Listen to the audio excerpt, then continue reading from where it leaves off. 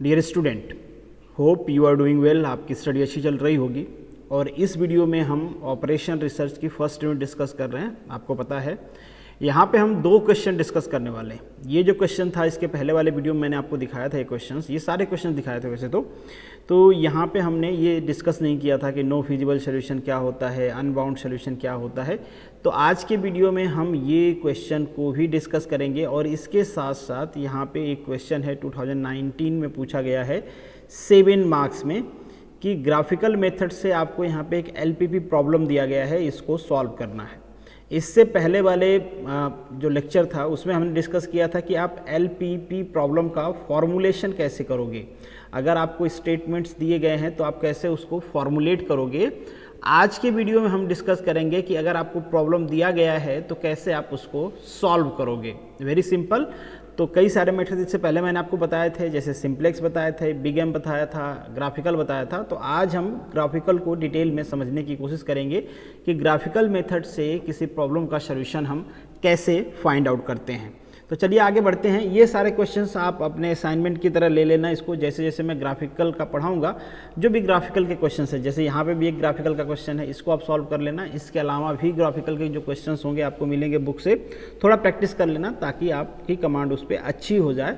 बाकी simple question पूछा जाता है, बहुत ज़्यादा आपको प्रॉब्लम होगी नहीं। तो चलिए आगे बढ़ते हैं। ये सारे क्वेश्चंस हैं जो आपके जीटीयू एग्जाम्स में पूछे गए हैं। आज हम इस क्वेश्चन को सॉल्व करने वाले हैं और इसके बाद ये क्वेश्चन भी हम डिस्कस करेंगे। हालांकि ये क्वेश्चन डिस्कस करने के बाद आपको वो सारी चीज़ें क्लियर हो जाएंगी। जैसे यहाँ पे एक हमारे पास मैक्सिमाइज करने के लिए एक फंक्शन दिया गया है और यहाँ पे कुछ कंस्ट्रेन दिए गए हैं, सब्जेक्टेड टू लिखा हुआ है ना। तो यहाँ पे आपको 4 कंस्ट्रेन दिख रहे होंगे कि जो भी आप चीज़ें मैक्सिमाइज करो वो सारे इस कंस्ट्रेन को, इन चारों कंस्ट्रेन को क्या करना चाहिए, सेटिस्फाई करना चाहिए।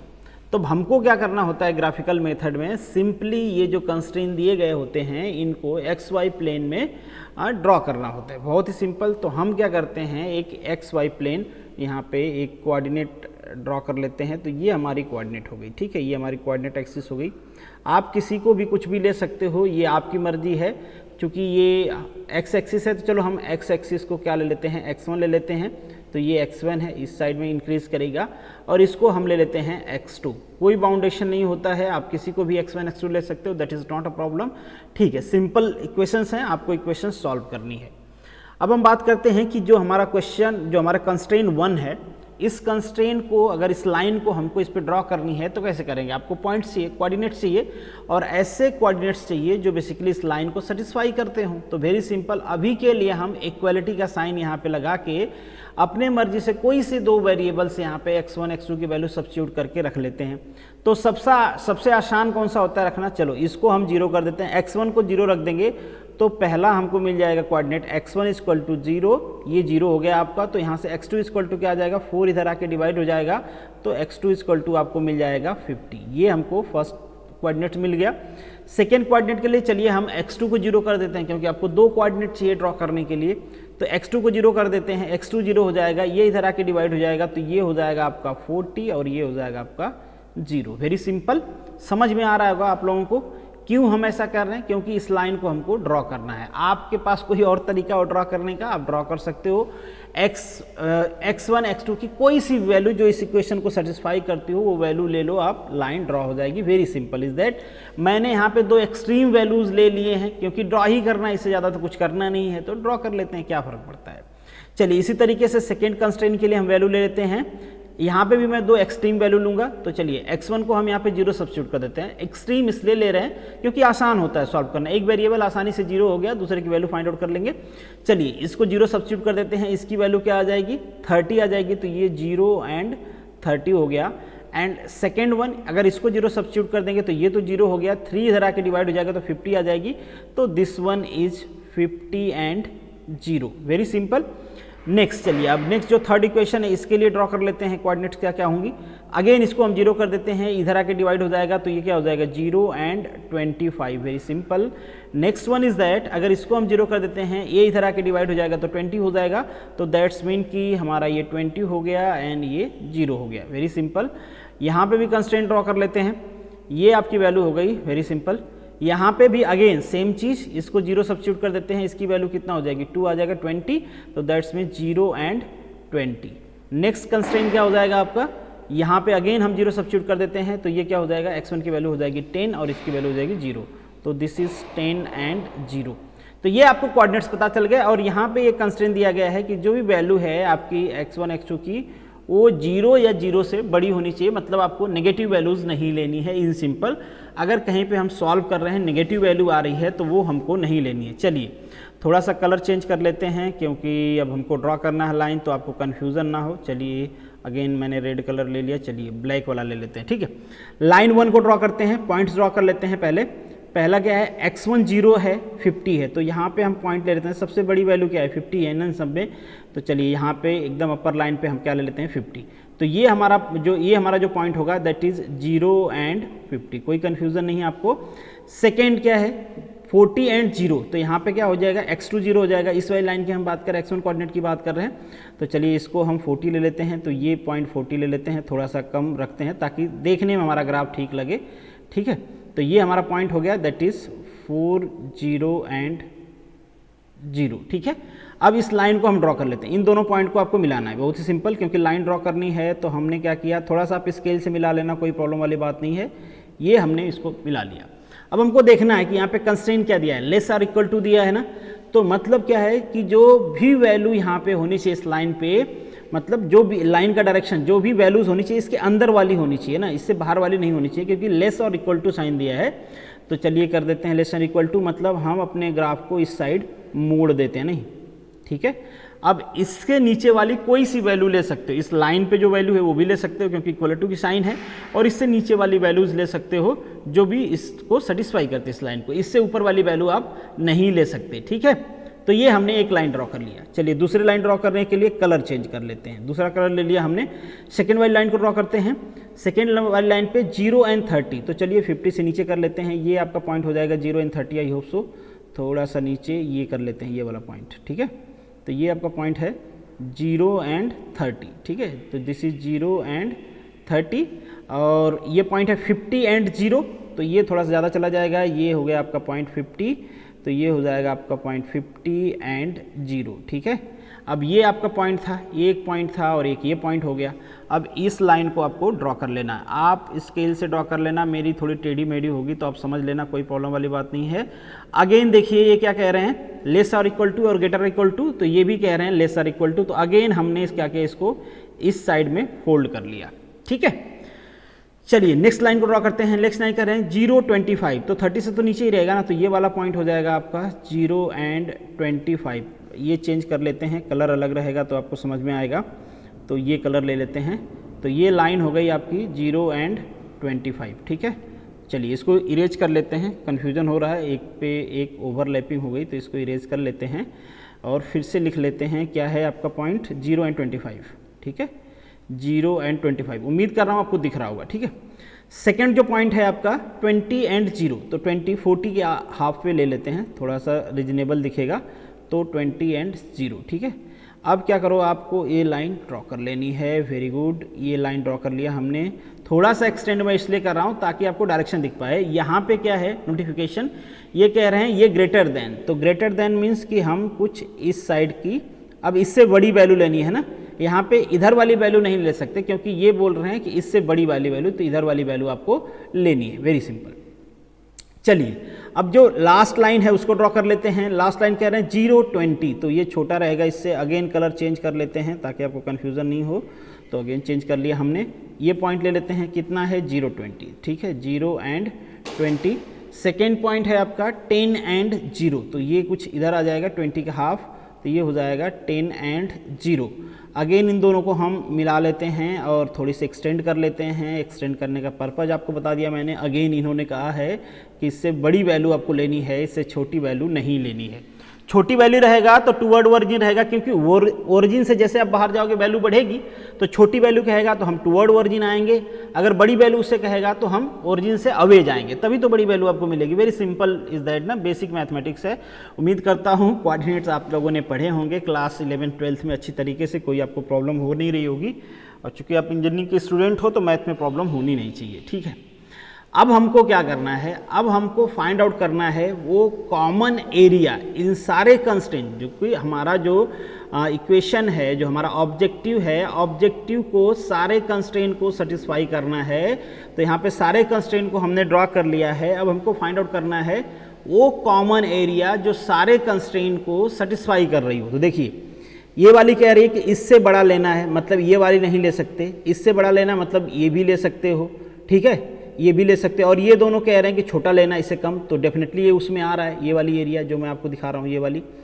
मगर ये वाली लाइन कह रही नहीं इससे बड़ा लेना है, तो ये वाली कह रही कि इससे बड़ा आप कहीं भी ले सकते हो, ये वाली कह रही इससे बड़ा आप कहीं भी ले सकते हो, ठीक है। तो मतलब हम ये वाली लाइन, ये वाला जो पॉइंट है, ये वाला पॉइंट हम नहीं ले सकते हैं ना, नहीं ले सकते। क्यों नहीं ले सकते? क्योंकि ये वाली लाइन कह रही है कि नहीं मुझसे ऊपर वाली वैल्यूज़ लेनी है, और ये वाली कह रही है मुझसे ऊपर वाली। तो ये तो आ तो रहा है, इसके इसके इसके इन तीनों के कॉमन आ रहा है, बट ये वाली लाइन जो है उसको सेटिस्फाई नहीं कर रही, तो हम उसको नहीं ले सकते।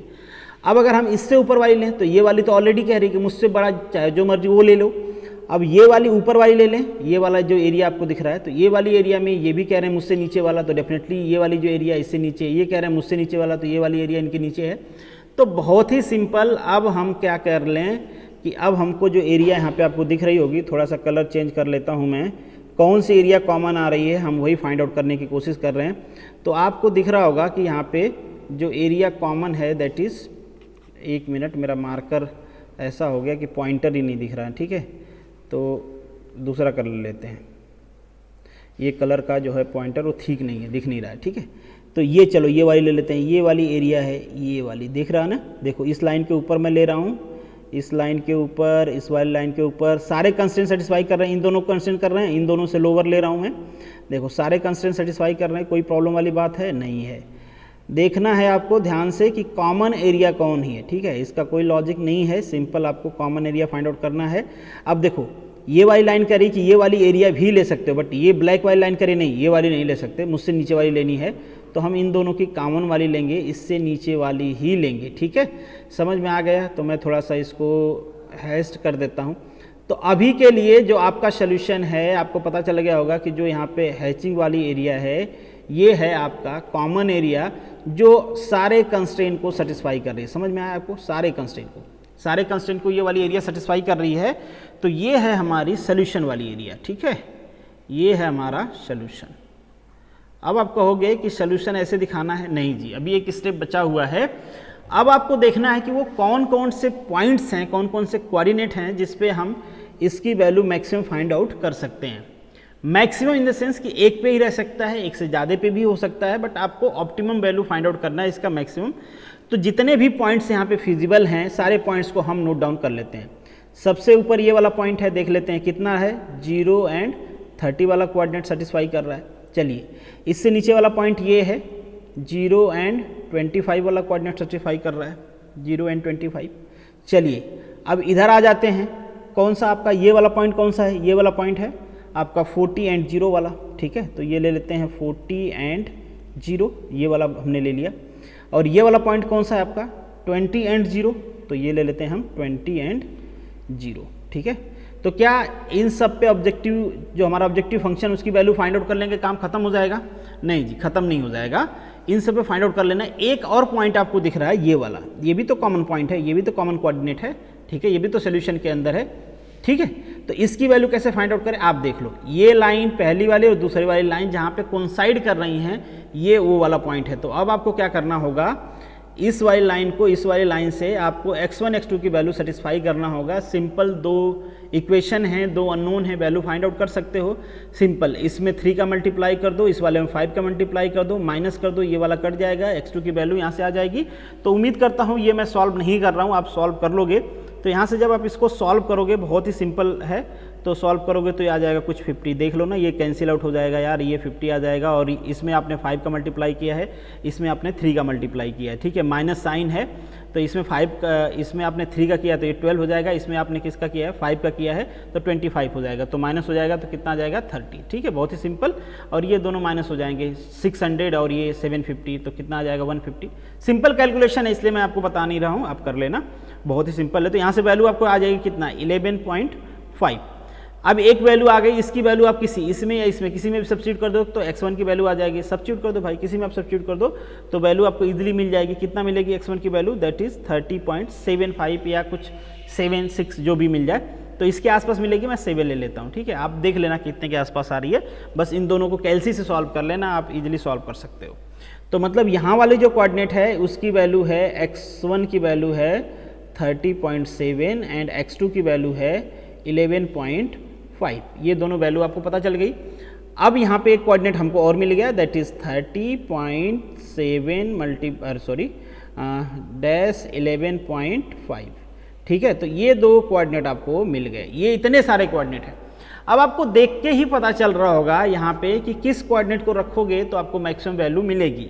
अगर देख के नहीं पता चल रहा होगा तो आप वैल्यू सब्स्टिट्यूट कर सकते हो। जैसे यहाँ पे 0 सब्स्टिट्यूट कर दिया, जैसे ये आपका ऑब्जेक्टिव फंक्शन है ना, यहीं पे बगल में लिख लेते हैं 3x1 प्लस 4x2, ठीक है, इज इक्वल टू, ये वाली लाइन सब्स्टिट्यूट करेंगे, कितनी वैल्यू आएगी भाई, देखिए ये तो 0 हो गया और ये 3 4 120 आ जाएगा, बहुत ही सिंपल।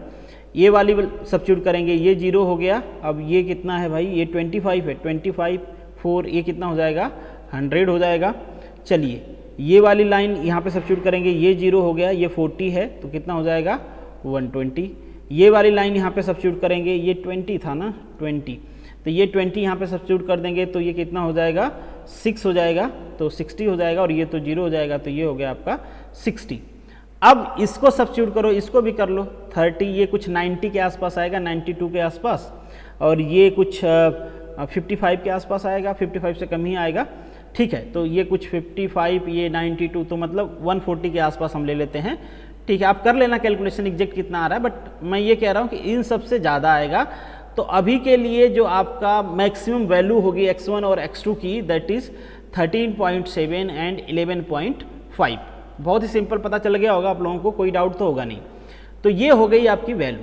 यहाँ से आपको पता चल गया कि इस पूरे कंस्ट्रेंट को सपोर्ट करते हुए, पूरे कंस्ट्रेंट को सेटिस्फाई करते हुए जो मैक्सिमाइज करना है जिस फंक्शन को हमको, वहाँ पे x1 और x2 की वैल्यू आ जाएगी 30.7 एंड 11.5 रिस्पेक्टिवली, ठीक है।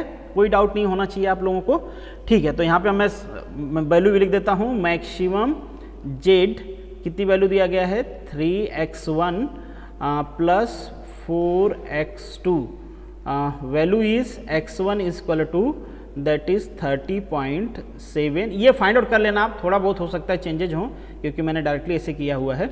तो ये 11.5, ठीक है। तो ये हो गया आपका सोल्यूशन, ठीक है। कोई डाउट तो नहीं होना चाहिए। चलिए अब आगे बढ़ते हैं। चलिए अब नेक्स्ट क्वेश्चन डिस्कस कर लेते हैं। हमारा जो नेक्स्ट क्वेश्चन है that is illustrate the graphically for linear problem. ये तो हमने ऑलरेडी डिस्कस कर लिया था, और यहाँ पे आपको बताना है कि नो फिजिबल सोल्यूशन क्या होता है, अनबाउंड सोल्यूशन क्या होता है। तो ये मैं आपको बता देता हूँ एग्जाम्पल के साथ कि किस तरीके से आपको सॉल्व करना है। यहाँ पे कुछ एक्सेप्शनल कैसे दिए गए हैं, यहाँ पे वही है कि defined and unique optimal solution क्या होगा। तो अभी देखो जो हमारा सोल्यूशन आया है उसे हम कहते हैं यूनिक ऑप्टिमल सोल्यूशन। केवल एक ही x1 और x2 की वैल्यू है जिस पे आपका ये पूरा फंक्शन मैक्सिमम होगा, एक से ज़्यादा पे नहीं होगा। पॉसिबिलिटी है कि ऐसे कई सारी वैल्यूज़ आ जाएं जिस पे हमारा ये फंक्शन मैक्सिमाइज हो, तो उसे हम कहेंगे मल्टीपल सोल्यूशन, मतलब हमारे इसी फंक्शन का मल्टीपल सोल्यूशन। तो 2 पॉइंट तो आपको यहाँ पे समझ में आ गया होगा कि एक यूनिक सोल्यूशन आया है, ये वाला यूनिक सोल्यूशन है, केवल एक ही वैल्यू पे आपका मैक्सिमम फंक्शन। मल्टीपल भी आ सकता है, ऐसे कई सारे वैल्यूज आ सकते हैं। जैसे देखो आप यहाँ पे अगर मान लीजिए ये फंक्शन हमारा नहीं रहता, तो यहाँ पे 2 ऐसे पॉइंट हैं जिस पे इसकी वैल्यू 120 है, और मान लो ये वाला पॉइंट हमारे पास नहीं रहता, ये वाला पॉइंट, तो मैक्सिमम वैल्यू क्या होती, ये होती, और यहाँ पे 2 सोल्यूशन होता, तो मल्टीपल सोल्यूशन हो जाता।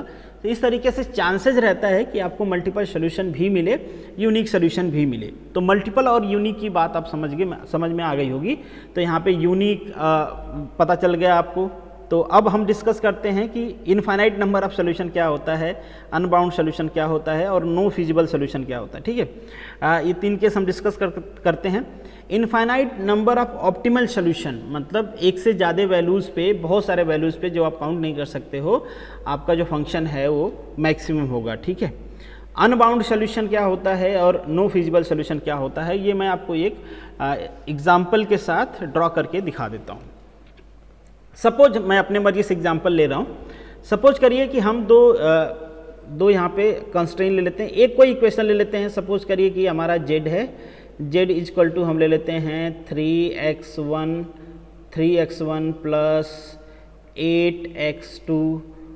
इसको आपको मैक्सिमाइज करना है, ठीक है। ये हमारा एक इक्वेशन है, ऑब्जेक्टिव इक्वेशन है। आपसे कहा जा रहा है कि आप इसको मैक्सिमाइज करो। तो अब हम कुछ कंस्ट्रेंट ले लेते हैं। आपको कंस्ट्रेंट दिया गया है, कंस्ट्रेंट दिया गया है, आसान सा कंस्ट्रेंट लेता हूँ। चलिए 3x1 plus 4x2 greater and equal to 12 ले लेते हैं। दूसरा कंस्ट्रेंट ले लेता हूँ मैं 5x1 plus 4x2 greater or equal to 20। ये दो कंस्ट्रेंट ले लिए हमने। अगेन आपको सेम चीज़ करना है, यहाँ पे वैल्यू फाइंड आउट करना है। अगेन सब्स्टिट्यूट कर देते हैं, एक हो गया 0 और इधर हो गया 3, ठीक है। तो 0 एंड 3 आ जाएगा। दूसरे के लिए इसको 0 सब्स्टिट्यूट कर देते हैं तो आपका आ जाएगा 4 एंड 0, बहुत ही सिंपल। सेकेंड केस ले लेते हैं, सेकेंड में अगेन इसको 0 सब्स्टिट्यूट कर देते हैं, ये आ जाएगा 0 एंड 5। सेकेंड यहाँ पे इसको 0 सब्स्टिट्यूट कर देते हैं तो ये आ जाएगा 4 एंड 0, 4 एंड 0, ठीक है। चलिए अब इन दोनों को हमको क्या करना है, ड्रॉ करना है। तो ड्रॉ करके देखते हैं कि कैसा सोल्यूशन आ रहा है। आपको फील आ रहा होगा, आप थोड़ा सा प्रैक्टिस कर लोगे, ऑटोमेटिकली फील आने लगेगा, आप खुद भी क्वेश्चन बना पाओगे कि कैसे बनाना है इसको। सिंपल है, मैंने अपने मर्जी से लिया है कुछ भी, ठीक है। अब इसको ड्रॉ करते हैं। तो 0 एंड 3 है तो यहाँ पे पॉइंट ले लेते हैं, कलर अगेन चेंज कर लेते हैं, नहीं ठीक है। चलिए ये हमारा पॉइंट हो गया 0 एंड 3। नेक्स्ट पॉइंट है आपका 4, थोड़ा सा बड़ा ले लेते हैं इससे, तो ये हो जाएगा 4 एंड 0। तो ये आपकी लाइन हो गई, तो ये ड्रॉ कर लेते हैं, ठीक है। ड्रॉ कर लिया हमने और इन्होंने क्या कहा है, ग्रेटर देन, ठीक है। तो इससे ग्रेटर ले लेते हैं। सेकेंड जो लाइन है, सेकेंड लाइन क्या है आपकी 0 एंड 5, तो थोड़ा सा ऊपर ले लेते हैं, तो ये हो जाएगा 0 एंड 5। 0 रखा था 0 एंड इसको हमने 0 रखा था, ये 5 आ गया, ठीक है। 0 एंड 4, तो अगेन ये वाला पॉइंट 4 एंड 0, तो यही वाला पॉइंट आएगा। तो चलिए ये वाली लाइन हम मिला लेते हैं, कलर चेंज करके मिलाते हैं ताकि आपको अगेन डाउट ना हो, ठीक है। चलिए थोड़ा पहले डॉटेड लाइन मिलाता हूँ क्योंकि ऐसी लाइन है डॉटेड, क्या चलो डायरेक्टली ड्रॉ कर लेते हैं। मिलना नहीं ये ठीक है। चलिए ये भी बड़ा लेने के लिए बोल रहा है, ठीक है, बड़ा लेने के लिए बोल रहा है, ठीक है। चलिए तो यहाँ पे आप देखो कि ये कह रहा है कि मुझसे बड़ा लेना है, ये कह रहा है मुझसे बड़ा लेना है। अब कॉमन एरिया कौन सी होगी, ये वाली पूरी ना, ये वाली देखो, ये वाली पूरी कॉमन एरिया हो जाएगी, ठीक है। इससे बड़ा लेना है आपको, तो ये वाली पूरी, ढेर सारी वैल्यूज़ है ना, ढेर सारी वैल्यू, कौन सा लोगे आप, there is the so many value ना। तो यहाँ पे इस टाइप का जब सोल्यूशन आता है आपका, कहीं पे ऐसा सोल्यूशन आ जाए कि ढेर सारी वैल्यू है, तो पहले तो यहाँ पे कितनी वैल्यू हैं, बहुत सारी, अनबाउंड सोल्यूशन इसे कहते हैं हम, कि मतलब कोई बाउंड्री नहीं है भाई, जितना लेना है ले लो, इनफाइनाइट नंबर ऑफ सोल्यूशन आएगा, ठीक है आपका। तो इस टाइप का सोल्यूशन अगर कहीं पे आता है, अब यहाँ पे बहुत सारी वैल्यूज़ होती हैं जिसपे आप कितना इनफाइनाइट तक ले सकते हो आप, ठीक है। तो ये बाउंड नहीं है, आपके पास बाउंड्री नहीं है कि कहाँ तक आप लेना है, तो इसे हम कहेंगे अनबाउंड सोल्यूशन, ठीक है।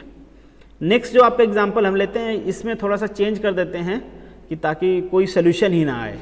तो कोई सोल्यूशन नहीं आएगा तो इसको कर देते हैं, इस वाली लाइन को लेस और इक्वल टू कर देते हैं, इस वाली लाइन को ग्रेटर देन, और ये वाला पॉइंट हटा देते हैं। नहीं तो ये वाले पॉइंट हटाने के लिए ये वाला को बस क्या करना है, चलो ये इक्वेशन कर देते हैं 3x1 प्लस 4x2। इस वाले लाइन को हम नीचे ले लेते हैं, तो इसको ले लेते हैं हम लेस आर इक्वल टू 12, बहुत ही सिंपल इक्वेशन, ठीक है। अगेन पॉइंट 0 3 एंड 4 0, ठीक है, यही पॉइंट रहेगा। चलिए सेकेंड इक्वेशन में क्या करते हैं, 5x1, हम कहते हैं ये वाला पॉइंट हमको हटाना है, तो यहाँ पे वैल्यू चेंज करनी पड़ेगी ताकि ये जो 5 4 है, 4 वाला मैचिंग ना हो ना, तो वैल्यू बढ़ा देते हैं इसकी।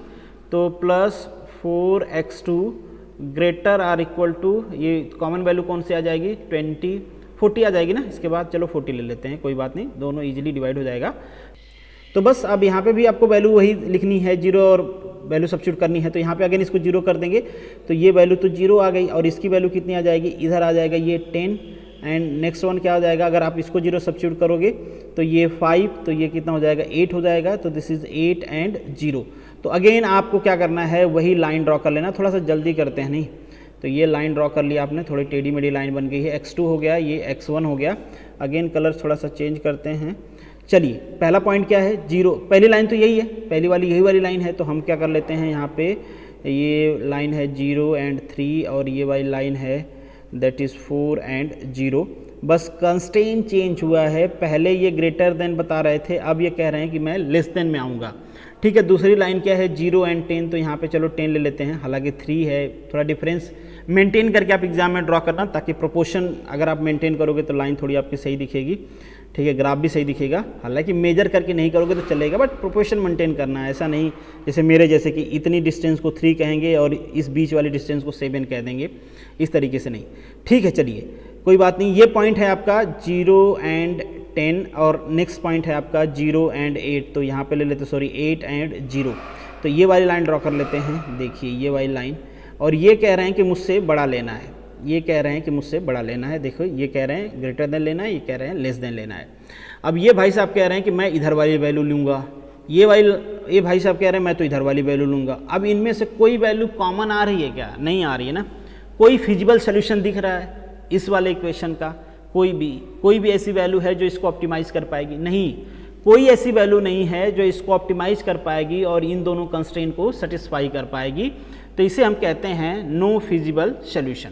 तो आपको समझ में आ गया, एक से ज़्यादा सोल्यूशन आ सकते हैं, ऑप्टिमल सोल्यूशन, इनफाइनाइट आ सकते हैं, अनबाउंड हो सकता है, और यहाँ पे आपको नॉन फिजिबल भी आ सकता है। एक्सेप्शनल कैसे होते हैं, कई बार आप जब लाइन ड्रॉ करोगे और आपको पता चलेगा कि कोई कॉमन एरिया आ ही नहीं रही है, कोई कॉमन कोऑर्डिनेट्स आ ही नहीं रहे हैं, तो उस केस में क्या हो जाएगा, वो नॉन फिजिबल सोल्यूशन होगा। जैसे ये है नॉन फिजिबल सोल्यूशन और ये है अनबाउंड सोल्यूशन। ठीक है, तो उम्मीद करता हूँ कि आपकी चीज़ें क्लियर हो गई होंगी।